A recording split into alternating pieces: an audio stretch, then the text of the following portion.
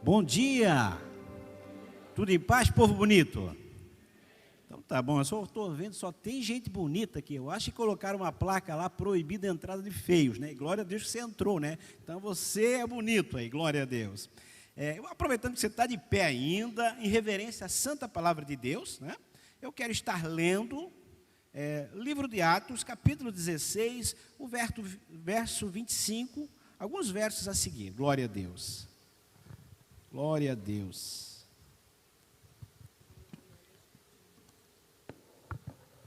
Livro de Atos, capítulo 16, alguns versos a seguir.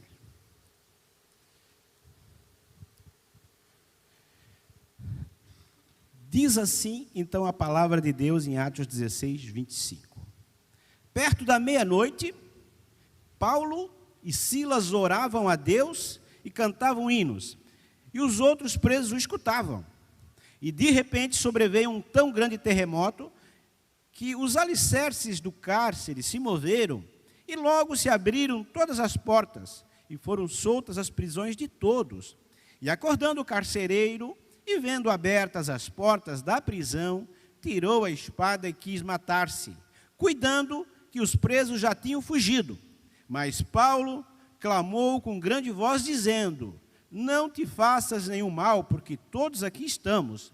E pedindo luz, saltou dentro, e todo trêmulo se prostrou ante Paulo e Silas. E tirando-os para fora, disse: senhores, que é necessário para me salvar?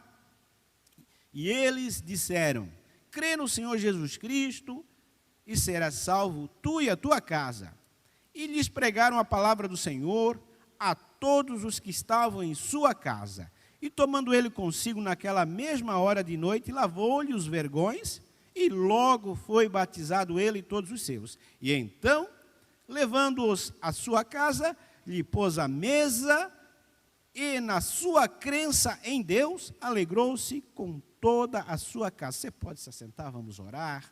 Pai, essa é a tua palavra, Senhor. É uma palavra, Senhor, onde esses missionários, esses homens de Deus, estavam seguindo fielmente os teus planos, Senhor. E às vezes os teus planos, no meio deles, parece que há circunstâncias em que realmente a gente se questiona. Será que era isso mesmo que Deus queria? Mas dentro dos planos de Deus existem tribulações, dentro dos planos de Deus existem adversidades, mas acima das adversidades, das tribulações, existe propósito, Senhor. Propósito de salvação, de bênção e, acima de tudo, de a presença de Deus se manifestar no nosso meio. E é isso que eu te peço, querido Espírito Santo, em nome de Jesus, amém. Glória a Deus. Queridos, então, hoje o tema dessa mensagem, eu sempre gosto de colocar um tema, né? Vigília na prisão.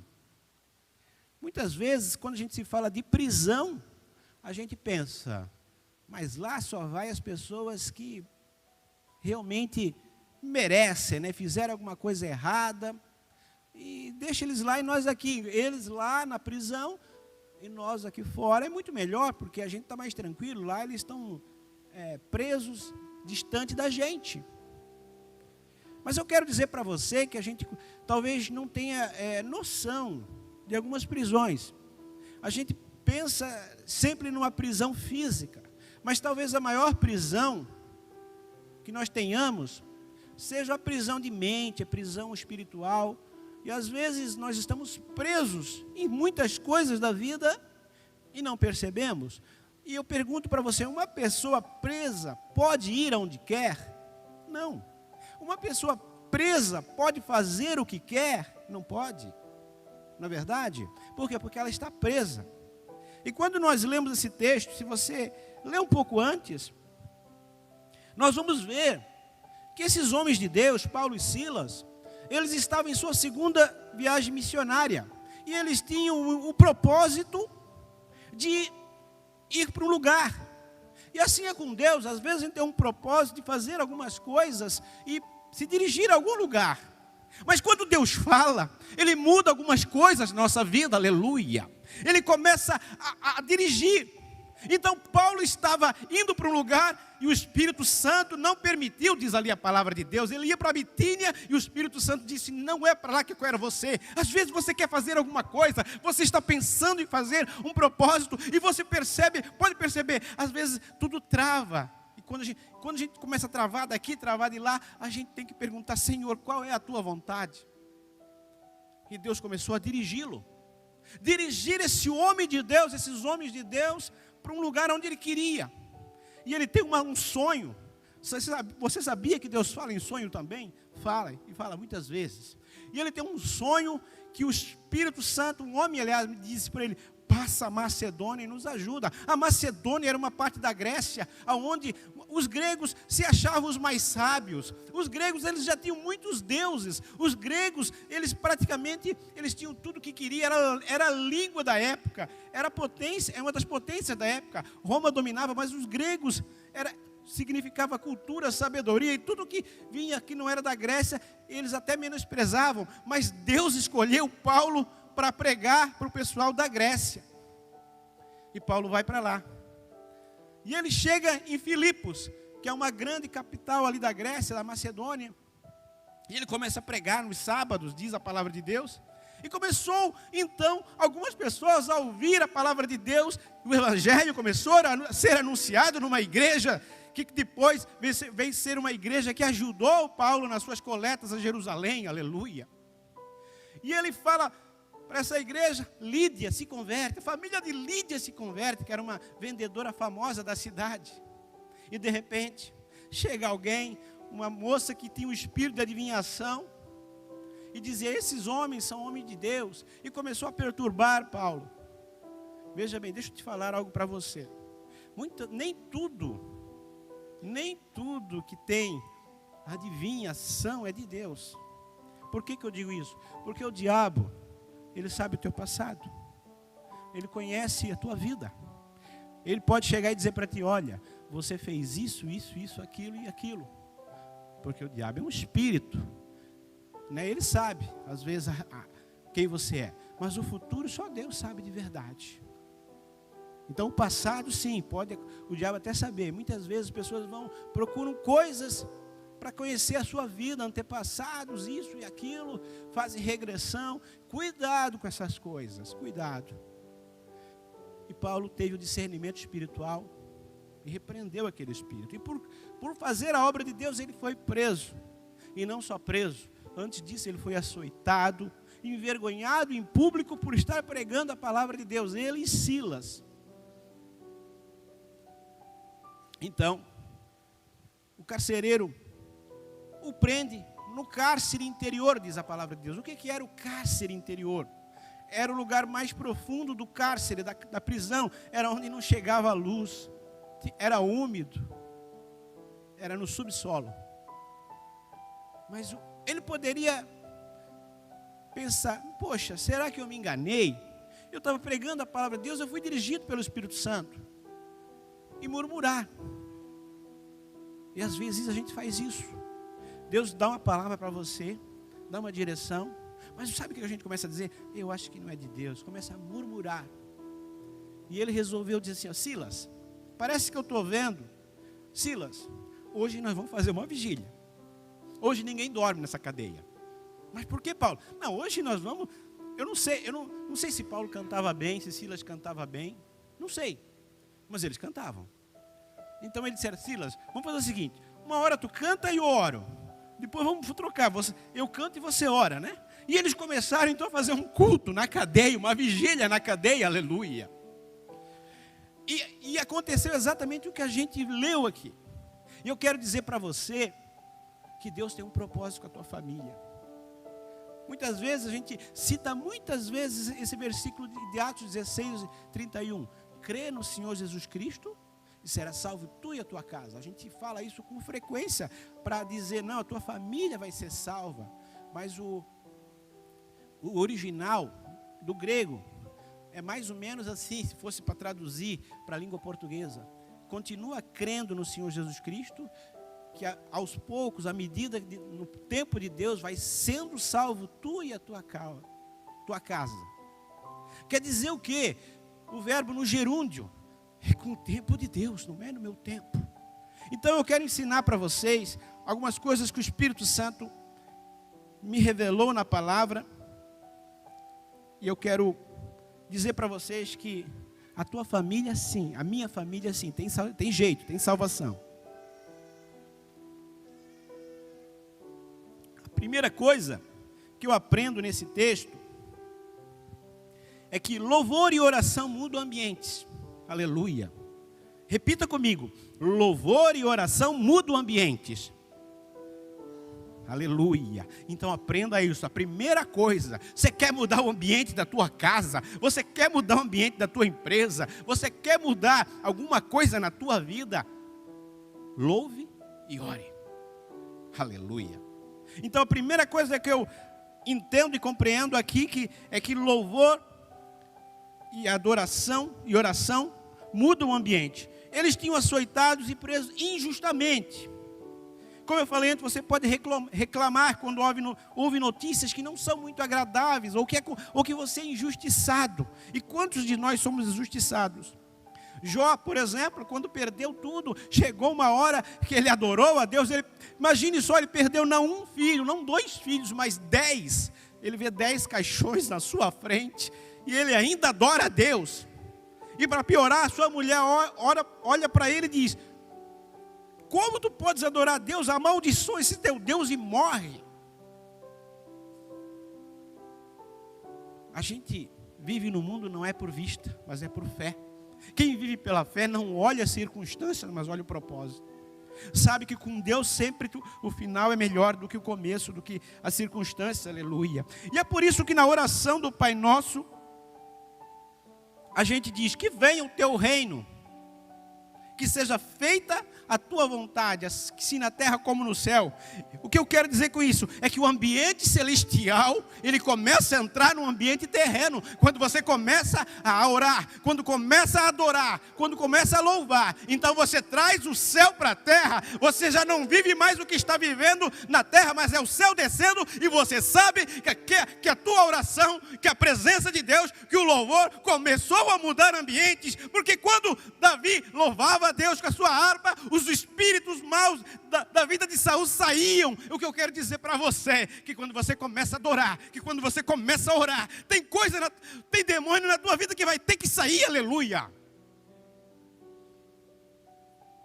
Então a primeira coisa que eu aprendo aqui é que, independente das circunstâncias, se está bom, que bom, vou continuar a orar.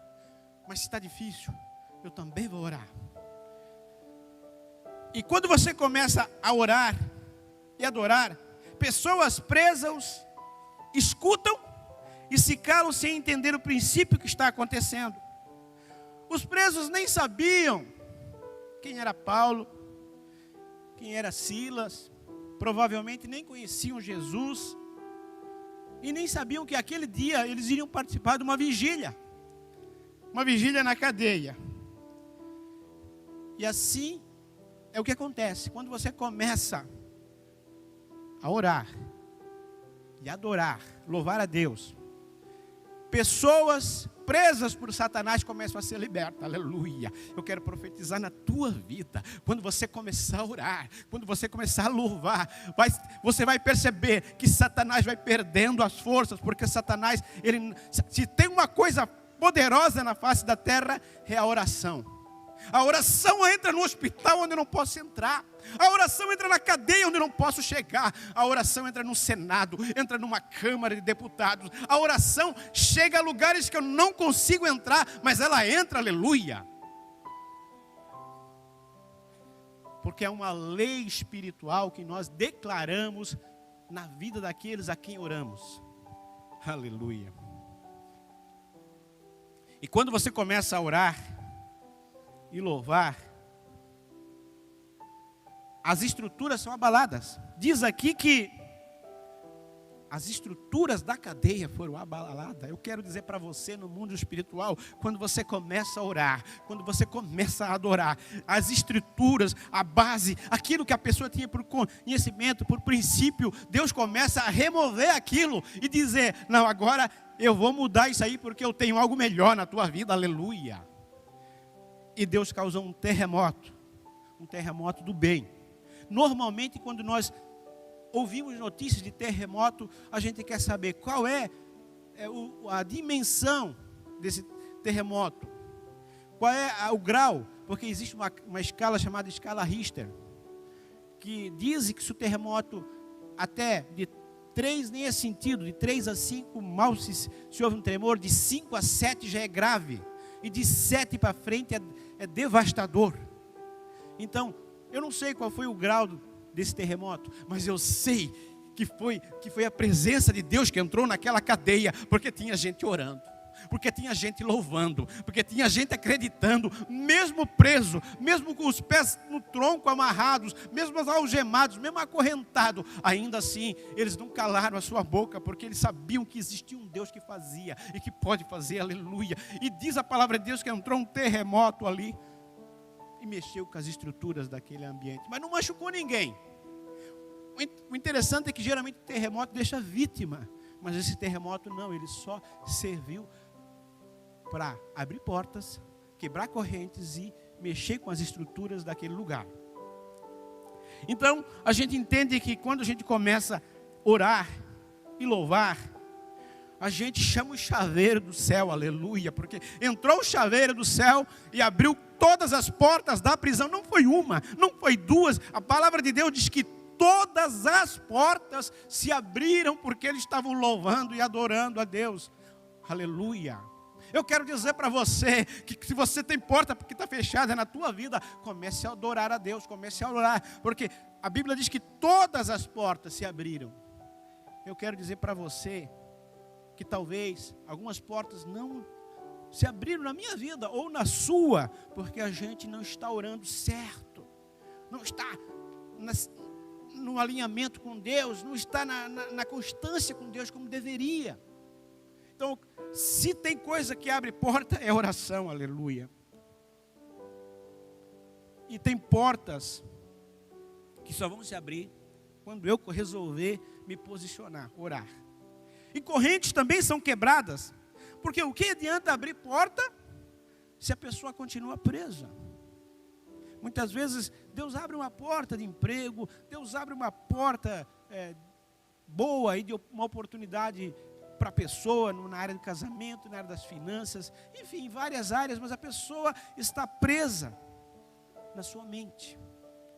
Então, o que adianta? As portas se abriram se você está preso. Mas e quando Jesus faz, ele faz completo. Ele pegou e também quebrou cadeias. Eu quero dizer para você que Deus quer que você comece a ter atitude, se movimentar. As portas abriram? Vai, abra, siga o caminho, deixa.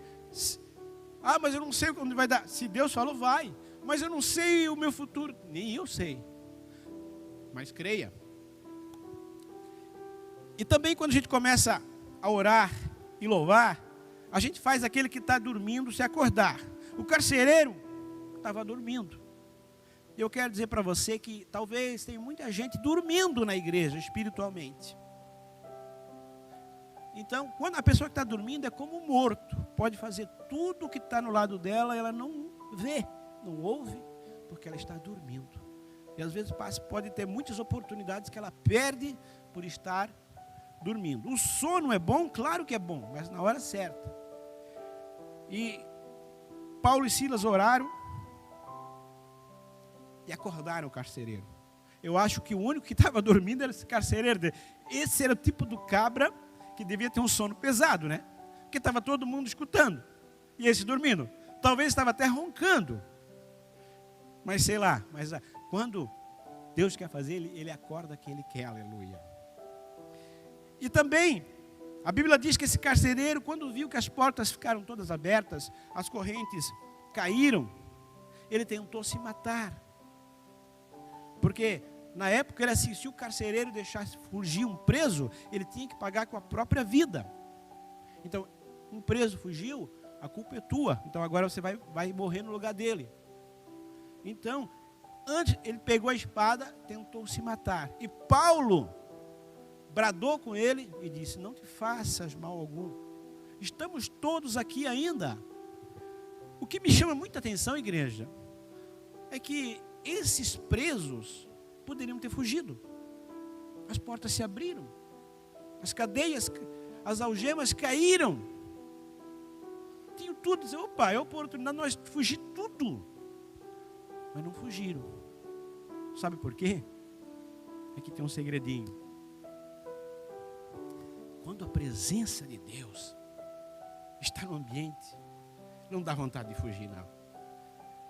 Quando a presença de Deus está no lugar, a gente diz, não, eu preciso receber mais disso. Eu nunca senti isso, eu nunca vi isso. Eu quero dizer que eu quero profetizar na tua vida, que quando você vai orar, de tal maneira que você não vai dar mais vontade de parar. Porque a presença de Deus vai chegar lá no teu quarto. A presença de Deus vai chegar na tua vida. E você vai dizer, nossa, que coisa boa. Não quero mais parar. É como se o céu descesse dentro do teu quarto. E assim aconteceu. Aqueles homens tinham tudo para fugir, mas nenhum deles fugiu, diz a Bíblia. Porque a presença de Deus estava lá. E quando a presença de Deus está no ambiente, a gente faz com que, inclusive, pensamentos de suicídio, como esse carcereiro teve, e pensamentos ruins somem. E eu estava, esses dias, perguntando para Deus, como eu sempre faço. E eu vejo hoje muita gente, a gente que fala com bastante pessoas, com problemas de depressão, problemas de ansiedade, estresse, e já arrumaram um monte de nome bonito, até para algumas doenças. Síndrome de burnout, que é o cansaço excessivo, né, o estresse, e assim, síndrome disso, síndrome de pânico, que antes não se ouvia, e várias siglas aí, THL e não sei o que. Estão achando um monte de nome de doença, descobrindo que as pessoas são doentes mentalmente. Tem algum problema ficar doente? Não tem. Mas nós ficamos doentes porque nós estamos fora do tempo de Deus. Ou a gente está demais no passado e fica depressivo. Ou a gente está demais no futuro e fica ansioso. Ou a gente está vivendo tão intensamente o presente e fica estressado. A gente não descansa. O problema é descansar no Senhor, é não descansar no Senhor. Por isso que o Salmo 37, 5 e 4 e 5, ele diz, entrega teu caminho ao Senhor, confia nele, e o mais ele fará. Entregar. A gente não entrega, a gente retém. Ainda na sexta-feira não, quarta-feira, antes do feriado, eu estava falando com uma pessoa muito ansiosa. Ela recebeu e ela tinha um prognóstico de um exame que deu um nódulo nela, e ela não sabia se era maligno, se era benigno, e ela já estava preocupada como é que ela ia fazer cirurgia, como é que ia fazer isso, e como ela ia fazer para trabalhar. Calma, entrega o teu caminho ao Senhor, nem sabe o que vai ser ainda. Primeiro vamos saber as coisas, não adianta querer ir lá no futuro, espera. E às vezes as pessoas são assim, a preocupação demais. E é por isso que a gente está fora do tempo de Deus. E então a primeira coisa que eu aprendo nesse texto, que é importante a gente, mesmo independente da circunstância, mesmo que está dando errado, a gente louvar e orar. A segunda coisa, que daí eu vejo aqui no versículo 29, que ele pede luz. Muitas vezes a gente não consegue enxergar as coisas claramente porque falta luz, falta a palavra de Deus, falta esclarecimento.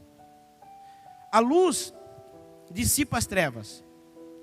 Por maior que seja a escuridão, um facho de luz se sobressai e faz diferença. Pode ser a maior treva do mundo. Um palito de fósforo com luz já faz diferença. Não importa as trevas que você está passando, as dificuldades. Se você tiver uma palavra de Deus, você já vai iluminar o teu caminho, aleluia. O carcereiro não estava vendo as coisas como Deus estava agindo de verdade. Ele estava pensando que era o seu fim, porque ele achou que os presos todos iam fugir. E na verdade o que era para ser a sua morte foi a sua sorte, como a gente canta naquele hino, né? Da voz da verdade. A luz mostra as coisas como realmente são. A luz faz você enxergar coisas que você as coisas como são e não como você imagina que seja. A Bíblia diz em João 8,12 que Jesus é a luz do mundo. E outro dia, eu estava lendo o Gênesis, capítulo 1. Mas isso aí, capítulo 1, o que tem de revelação? Veja bem, olha só que interessante. A Bíblia diz em Gênesis 1, né? Que no princípio, Deus criou os céus e a terra. E a terra era sem forma e vazia, né? E havia trevas sobre a face do abismo, né? E o Espírito Santo de Deus, o Espírito Santo, se movimentava, algumas versões diz, pairava sobre a face das águas. E depois no 3 diz, e disse Deus, haja luz e houve luz. Eu quero dizer para você, que Deus quer revelar luz na tua vida. Mas antes disso, você precisa fazer com que o Espírito Santo se movimente sobre as águas, aleluia. Eu quero dizer para você, que quando você começa a orar, quando você começa a louvar, as águas de Deus começam a se movimentar, o Espírito Santo começa a se movimentar na tua casa, na tua família, e vem uma palavra de Deus, haja luz, e houve luz, aleluia. Então você começa a ver as coisas como tem que ver, aleluia. Mas por isso que a palavra de Deus é tão santa, tão perfeita. Porque quando o Espírito Santo começou a se movimentar, Deus percebeu que teria que ter luz. Então eu quero dizer para você, que a palavra de Deus é a luz que você precisa. Porque ela vai te direcionar o caminho. Sem luz, a gente não consegue andar no caminho certo. A gente bate cabeça, tropeça. E é por isso que a palavra de Deus diz no Salmo 119, 105, lâmpada para os meus pés é a tua palavra e luz para o meu caminho. Nos tempos antigos, eles não conseguiam caminhar à noite. Porque não é que nem hoje que nós temos iluminação pública, né? Nós temos como se locomover. Então eles tinham que ter uma tocha, tinham que ter luz. E às vezes caminhavam pelo deserto, tinha serpentes e escorpiões. Então, se eles não tivessem uma luz na frente para iluminar o caminho, eles poderiam ser presas fáceis desses animais peçonhentos.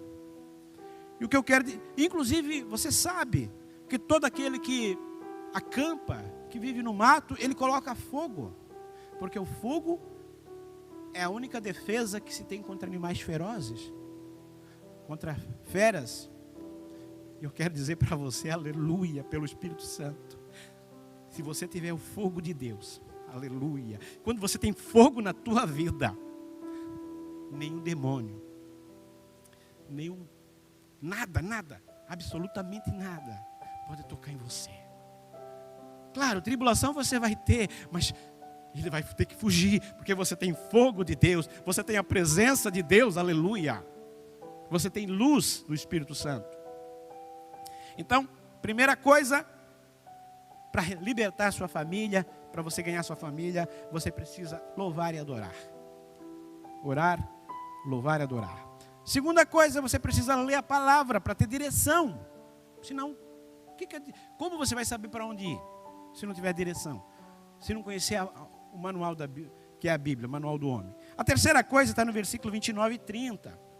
Que ele diz, saltou dentro e todo tremo se prostrou ante Paulo e Silas e tirando-os para fora disse, senhores, o que é necessário que eu faça para me salvar?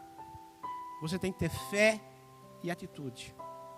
Não adianta só também orar, louvar, ler a palavra, senão caminhar por meio dessa palavra, não ter fé e caminhar, fé e atitude. Você precisa sim.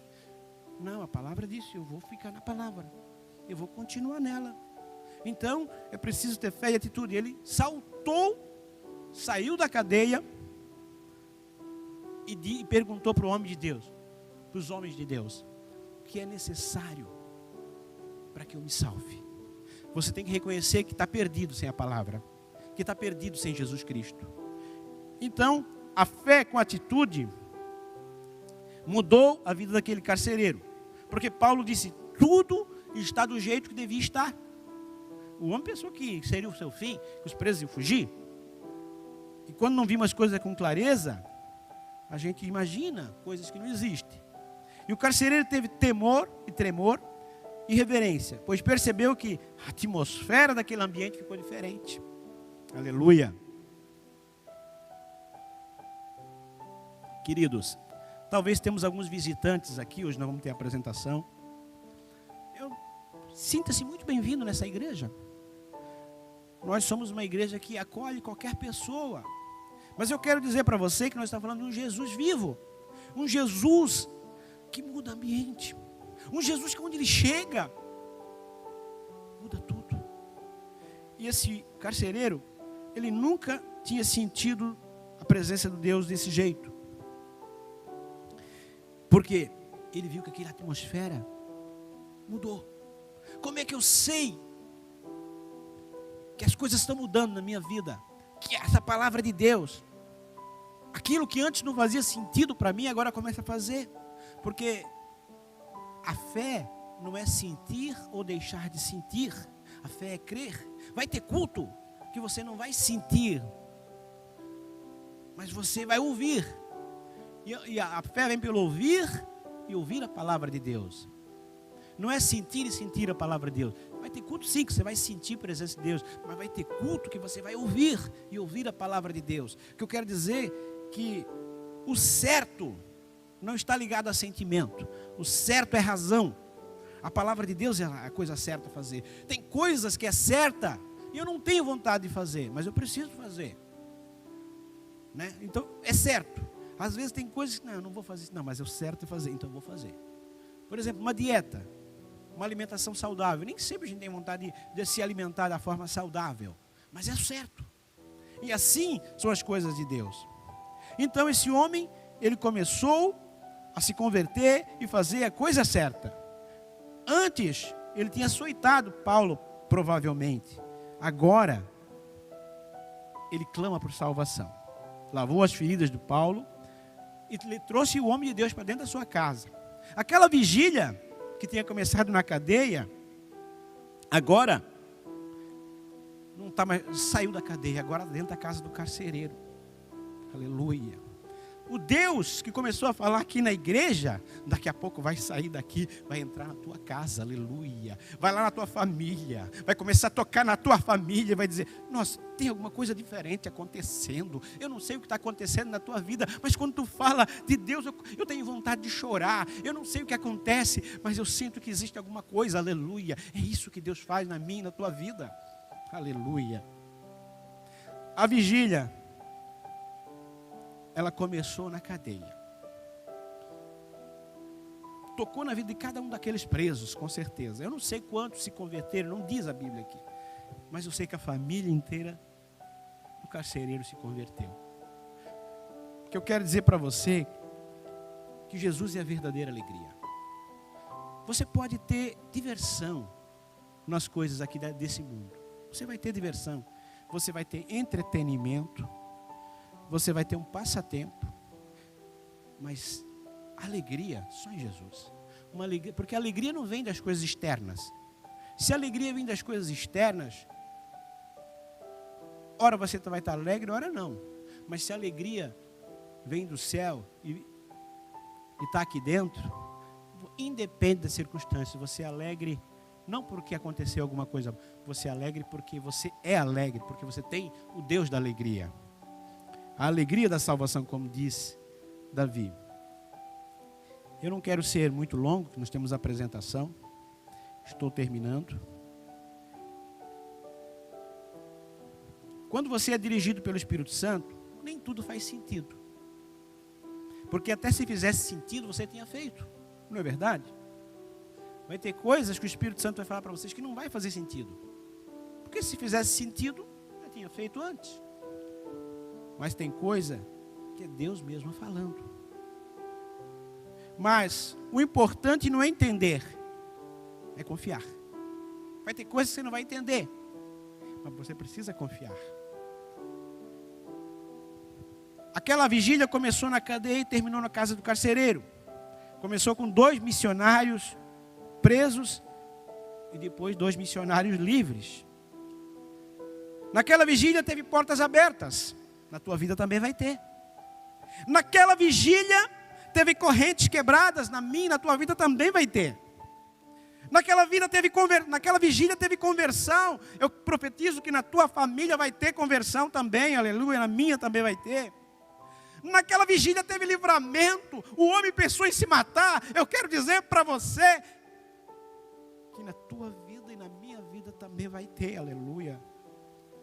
Naquela vigília teve temor e tremor, na tua casa, na minha casa vai ter também.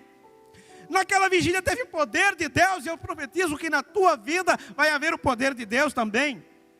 Naquela vigília teve um terremoto que mexeu com as escrituras da prisão. Eu quero dizer que Deus vai mexer com as escrituras de Deus, as escrituras da tua vida, e mudar algumas coisas. Naquela vigília teve arrependimento. Eu estou dizendo, eu quero profetizar na minha e na tua vida, nós vamos nos arrepender de algumas coisas e nos alinhar com Deus. Naquela vigília teve batismo, aleluia. Eu quero dizer que Deus também quer que você se batize, porque a palavra diz que quem crer e for batizado será salvo, quem não crer está condenado. Naquela vigília teve família salva, eu profetizo que a tua família vai ser salva. Naquela vigília teve alegria, eu profetizo alegria na tua vida.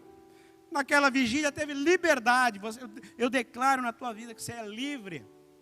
Naquela vigília teve reparação de erros. O homem lavou Paulo e Silas, os vergões. Eu quero dizer que Deus pode fazer isso de uma hora para outra. E eu quero terminar esse culto dizendo que, quanto tempo demora isso, pastor? Muito. Eu quero profetizar para vocês o de repente de Deus. Aleluia. Atos, eu vejo pelo menos em Atos 3 de repente acontecendo. Tem coisas que é instantâneo, é na hora, no tempo dele. Quando os discípulos estavam orando, de repente veio um som do céu, como línguas de fogo repartidas, e eles foram batizados no Espírito Santo. E na mesma hora eles falaram em línguas. Quando Paulo estava tentando ir matar os cristãos em Damasco, de repente Jesus apareceu para ele. Quando o carcereiro ia se matar, de repente deu aquele tremor, deu tudo, e Deus fez o milagre. Eu quero profetizar o de repente de Deus. De repente você está numa situação hoje e amanhã Deus muda tudo, aleluia. De repente você está triste e o Espírito Santo entra na tua vida, a alegria entra. De repente você não tem mais jeito nas tuas finanças e Deus usa alguém, usa alguma coisa, situação para mudar a tua história, aleluia. Deus é um Deus de repente. Na hora que Ele quer, Ele faz, aleluia. E eu termino só para você entender o poder da oração. Eu já contei esse testemunho aqui algumas vezes, mas eu acho oportuno, creio oportuno, falar de novo. Só para você entender como vale a pena orar. Está aqui a minha esposa, a pastora Alexandra. Há muitos anos atrás, nós estávamos orando. E nós temos o hábito, às vezes, de orar separado, depois nós oramos junto. Nós começamos a oração e depois terminamos junto. E era uma segunda-feira. Eu lembro que era 9 horas e 25 minutos. E nós demos a mão para orar. E começamos a orar e tal. Eu particularmente, igreja, não tenho tido muitas visões, assim. Poucas foram as vezes que Deus me deu visão, assim, como se fosse alguma coisa eu vendo na minha frente, né? Eu sou mais usado em revelação de palavras, discernimento ali da palavra, mas não tanto nisso. Mas naquele dia, Deus tinha uma obra para fazer. E de repente eu estava orando, olha o de repente, né? De repente eu estava orando e eu vi como se fosse alguém tentando tirar a própria vida. Alguém que estava pronto para suicidar-se. E eu parei a oração, falei com a minha esposa, disse, precisamos orar por alguém. Se Deus mostrou para nós é porque é alguém que nós conhecemos. É impossível ser alguém que a gente não conheça. Eu não consegui ver claramente o rosto da pessoa.